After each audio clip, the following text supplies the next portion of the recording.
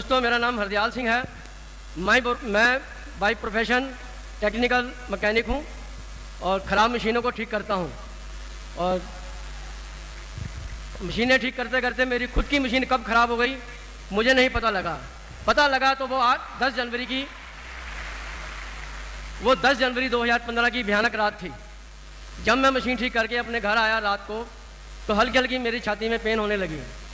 वो मैंने सोचा शायद ठंड ज़्यादा है इसलिए मेरी छाती में पेन है। मैंने एक पेन किलर ले ली, लेकिन उससे मेरे को आराम नहीं पड़ा। रात होते होते दर्द इतना बढ़ गया, इतना भयानक दर्द हो गया, मेरे को सांस में भी प्रॉब्लम होने लगी। करते करते सुबह सी होने लगी थी तो मेरे को बेहोशी छाने लगी। इस बीच मेरा परिवार मेरे को हॉस्पिटल में ले गया। हॉस्पिटल ले जाने के बाद डॉक्टरों ने मेरे को इमरजेंसी में भर्ती करा। भर्ती करने के बाद 2-3 दिन रखने के बाद मेरा एंजियोग्राफी करा। एंजियोग्राफी के बाद डॉक्टर साहब बोले कि सर आपकी तो आर्टरिक्स ब्लॉक है और आपकी बाईपास सर्जरी होगी। मैं सर्जरी सुन के घबरा गया, क्योंकि सर्जरी चाहे छोटी हो जाए बड़ी खतरनाक लगती है।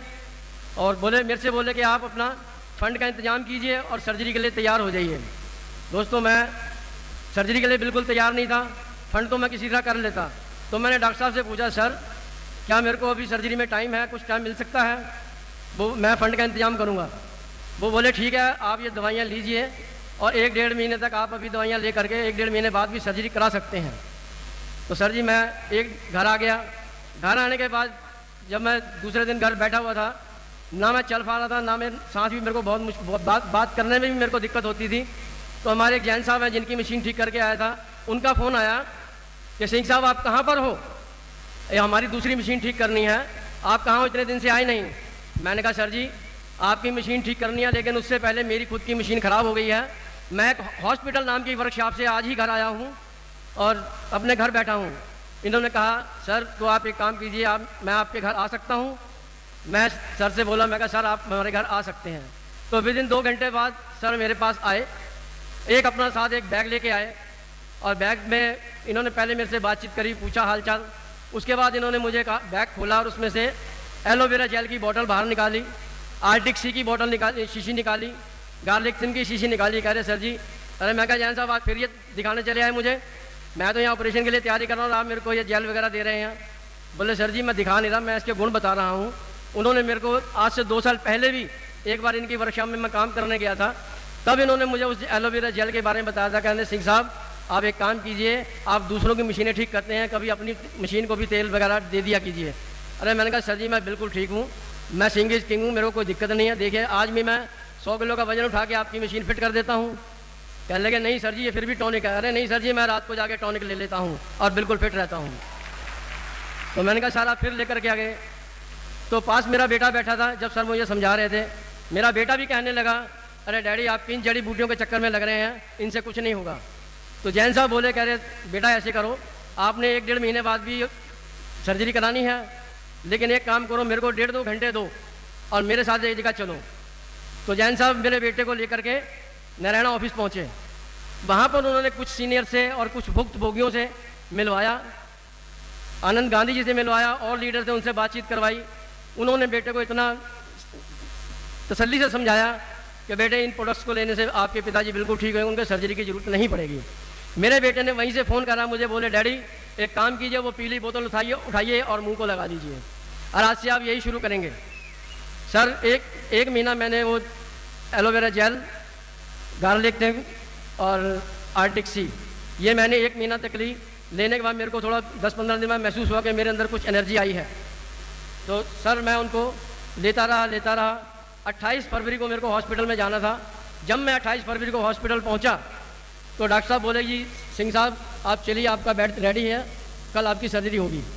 मैंने कहा सर जी पहले आप मेरे से पूछ तो लीजिए कि मेरे को क्या प्रॉब्लम है। आपने तो एकदम आते ही मेरे को फरमान सुना दिया। ऐसा है कि मेरे को अब सर्जरी की ज़रूरत नहीं महसूस हो रही, ना मेरे को कोई कमज़ोरी महसूस हो रही है। अब मैं पहले से बिल्कुल ठीक ठाक हूँ। कहने लगे आप ठीक ठाक हैं? मैंने कहा बिल्कुल ठीक ठाक हूँ।